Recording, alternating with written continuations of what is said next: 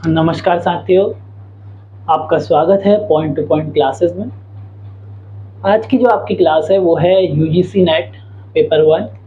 और जो आपका पेपर 1 में यूनिट 2 रिसर्च एप्टीट्यूड आपका लगता है, उसकी जो सेकेंड यूनिट है आपकी, उससे टेस्टिंग ऑफ हाइपोथेसिस में जो टाइप्स ऑफ एरर से आपका क्वेश्चन आ जाता है, पिछले कुछ 2-3 सालों में देखा गया है कि इससे फर्स्ट पेपर में भी क्वेश्चन बन रहा है। वैसे ये जो आपका टॉपिक है, ये जो हम एजुकेशन को आपका सेकेंड पेपर दे रहे हैं उसका भी है, बट जब हम एजुकेशन में इसको पढ़ेंगे तो हम इसको काफ़ी डीप पढ़ेंगे। लेकिन अभी जो सेकेंड पेपर जो कि सभी सब्जेक्ट के लिए है, उसमें हमको जिस हिसाब से इससे पेपर में प्रश्न बनते हैं उस हिसाब से इसको देखने की ज़रूरत है। तो आइए इसको देखते हैं कि testing of hypothesis types of error में क्या है। ठीक है, when we are testing null hypothesis H0, ठीक, जो हमारी नल हाइपोथेसिस होती है उसको H0 से डिनोट किया जाता है इस तरीके से, against alternative hypothesis H1, so there are 4 possibilities. यानी कि जब हम अपनी किसी शून्य परिकल्पना को अपनी वैकल्पिक परिकल्पना के सापेक्ष उसका हम क्या करते हैं, परीक्षण करते हैं, तो वहां पे हमें 4 तरीके की संभावनाएं प्राप्त होती हैं। ठीक, अब जो नल हाइपोथेसिस है वो कहलाती है शून्य परिकल्पना, और जो अल्टरनेटिव हाइपोथेसिस है वो कहलाती है वैकल्पिक परिकल्पना। नल हाइपोथेसिस किन्हीं दो चरों के बीच में, चर आपको पहले पढ़ा दिया गया है जहाँ पे वेरिएबल पढ़ाया गया, जो नल हाइपोथेसिस है वो क्या कहती है आपसे, किन्हीं दो चरों के बीच में या वेरिएबल के बीच में कोई सार्थक संबंध नहीं होता है। लेकिन वही अल्टरनेटिव हाइपोथेसिस या अजम्पशन कहती है कि दो चरों के बीच में कोई सांख्यिकीय सहसंबंध होगा। इनमें ये अंतर है। वैसे आपको इतना डीप इसमें जाने की जरूरत नहीं है, फिर भी यदि वो पूछ लेता है तो आप अपनी जानकारी के लिए अपनी कॉपी में नोट कर लीजिए। ठीक, आगे बढ़ते हैं। अब जो हमने कहा कि हमें 4 तरीके की संभावनाएं प्राप्त होती हैं जब हम हाइपोथेसिस की टेस्टिंग करते हैं। तो जो हमारी सबसे पहली संभावना है वो है H0 accepted when H0 is true. जब H0 को स्वीकृत करें जबकि H0 वास्तव में सत्य हो। अर्थात इसका मतलब क्या हुआ कि स्वीकृत कर रहे हैं हम सत्य को। जब हम सत्य को स्वीकृत कर रहे हैं तो वो तो गलत नहीं हो सकता, क्योंकि सच को स्वीकृत कर लेना यानी कि सही है। इसलिए जो हमारी जो पहली वाली कंडीशन है, ये पहली वाली कंडीशन है, ये क्या होगी कि हमारी करेक्ट हो जाएगी। ठीक, जो हमारी पहली वाली कंडीशन है वो करेक्ट हो गई। दूसरी जो हमारे पास जो कंडीशन आती है वो देखते हैं, H0 rejected when H0 is true. जब H0 यानी कि शून्य परिकल्पना को अस्वीकृत कर दें जबकि शून्य परिकल्पना वास्तव में सत्य हो। अब यहाँ पे क्या कर रहे हैं, हम सत्य को अस्वीकार कर दे रहे हैं। यानी कि अगर हम सच को स्वीकार नहीं कर रहे हैं, इसका मतलब हम क्या कर रहे हैं, मिस्टेक कर रहे हैं, यानी कि गलती कर रहे हैं। ठीक, तो ये जो पहली टाइप की एरर है, ठीक, फर्स्ट टाइप,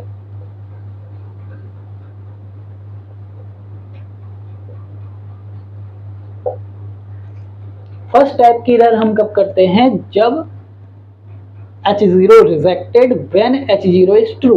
ठीक, इसको आप नोट डाउन करेंगे अपनी कॉपी में।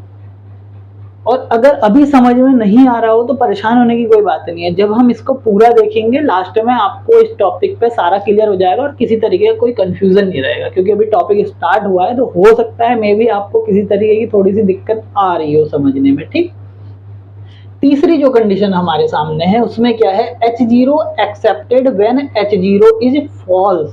ठीक, अर्थात जब शून्य परिकल्पना को स्वीकार करें जबकि वास्तव में शून्य परिकल्पना असत्य हो। अब क्या है कि असत्य है यानी कि गलत है, लेकिन हम उसको क्या कर रहे हैं, स्वीकार कर ले रहे हैं। अब असत्य को स्वीकार कर लेना भी गलती है, इसलिए जो हम दूसरी तरीके की गलती करेंगे वो कहाँ पे करेंगे, हम इस वाले में करेंगे। तो जो हमारी सेकेंड टाइप की एरर है, ठीक, जो सेकेंड टाइप की एरर है वो कब होती है, जब हमारी शून्य परिकल्पना जो होती है वास्तव में क्या होती है, असत्य होती है, लेकिन हम उसको फिर भी स्वीकार कर लेते हैं। ठीक, जो चौथी कंडीशन हमारे सामने बनती है वो बनती है H0 rejected when H0 is false, यानी कि जब शून्य परिकल्पना को अस्वीकार कर दिया जाए जबकि वास्तव में शून्य परिकल्पना असत्य हो। यहाँ पे भी हम किसी तरीके की कोई गलती नहीं कर रहे हैं क्योंकि हम असत्य है और उसको हम अस्वीकार कर दे रहे हैं, तो यहाँ पर भी हम क्या हैं, सही हैं।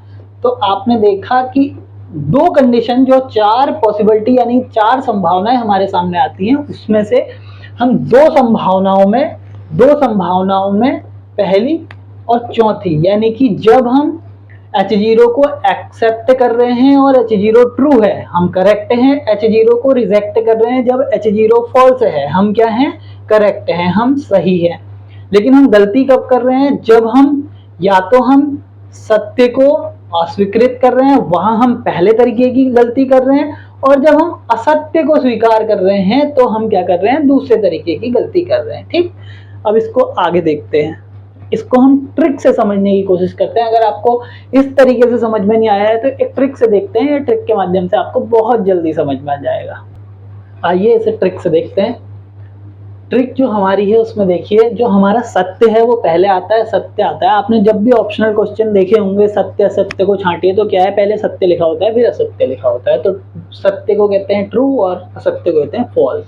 जो ट्रिक देखनी है हमको इसी से देखनी है, और इस ट्रिक के माध्यम से हम कभी भी जो हमारे टाइप्स ऑफ एरर है उसको नहीं भूलेंगे। ठीक, जो हमारी फर्स्ट टाइप की एरर है, जो पहले आता है उसमें फर्स्ट टाइप की एरर आएगी, और जो दूसरे नंबर पे आता है उसमें सेकंड टाइप की एरर आएगी। ठीक है, सेकंड टाइप की आएगी इसमें एरर, और इसमें क्या होगा, फर्स्ट टाइप की एरर आएगी हमारी। तो इसमें क्या करना है, हमको दो ले लेना है, शुरू के दो अक्षर ले लेना है, ट्रू के शुरू के दो अक्षर ले लेना है, यानी कि ट्रू H0 शून्य परिकल्पना रिजेक्टेड, TR हमको ले लेना है, TR इससे हमको ले लेना है, T से बना ट्रू, R से बना रिजेक्टेड, यानी कि जब हम सत्य को रिजेक्ट कर दे रहे हैं तो हम कर रहे हैं फर्स्ट टाइप ऑफ एरर। ठीक, ये हो गया हमारा ट्रू से। जो हमारा फर्स्ट टाइप एरर है उसको हम अल्फा से दिखाते हैं, और इसको फॉल्स पॉजिटिव भी कहा जाता है। ठीक, फॉल्स पॉजिटिव भी इसको कहा जाता है, इसको अल्फा से दिखाते हैं, किसको, फर्स्ट टाइप ऑफ एरर को।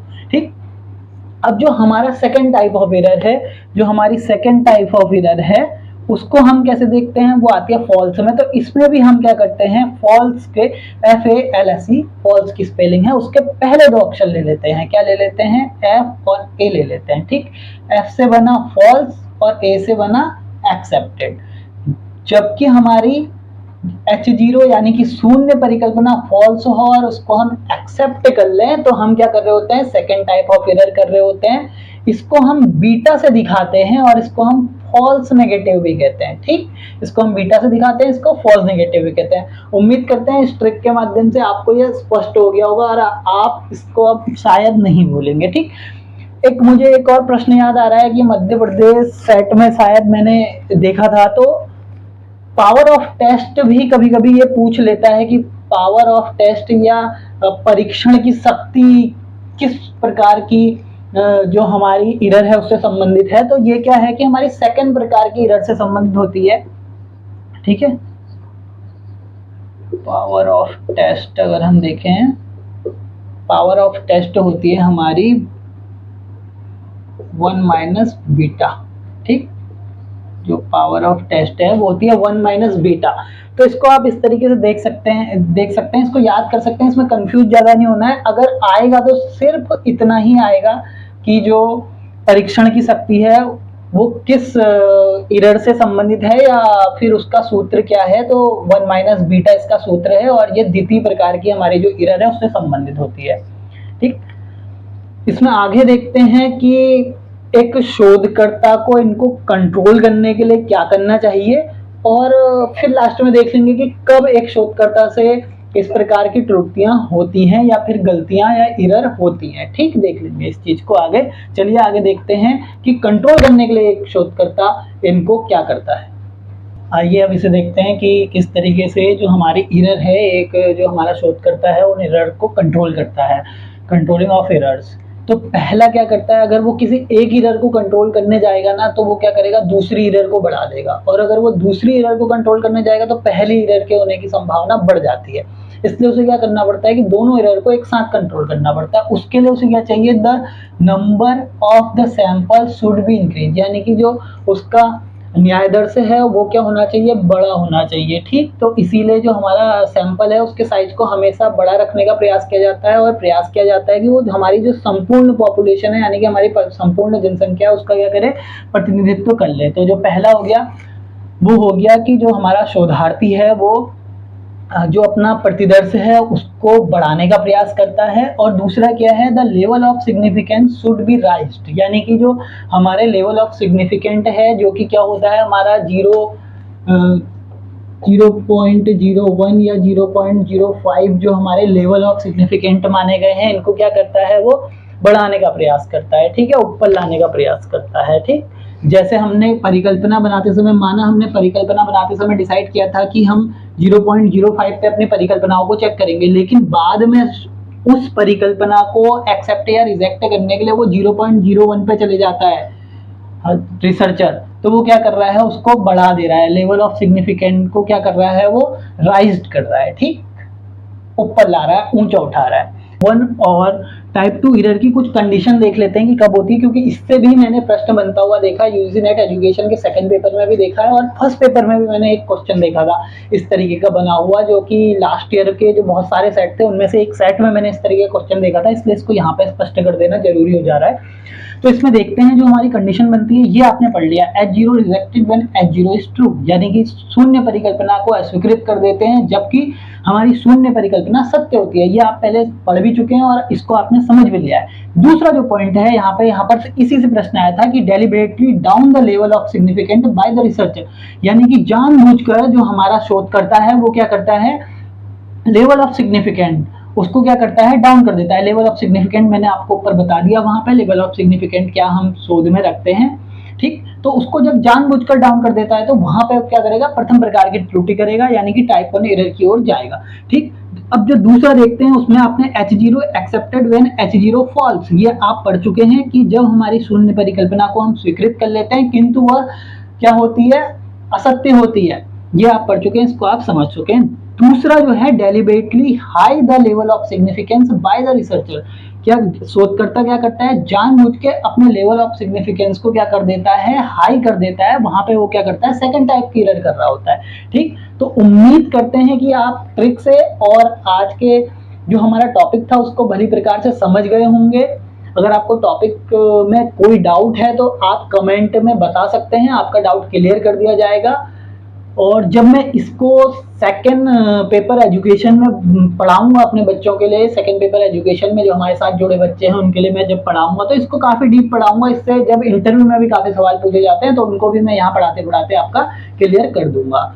धन्यवाद। अगर आपको वीडियो पसंद आई हो तो चैनल को लाइक करें, सब्सक्राइब करें और वीडियो को शेयर करें। धन्यवाद।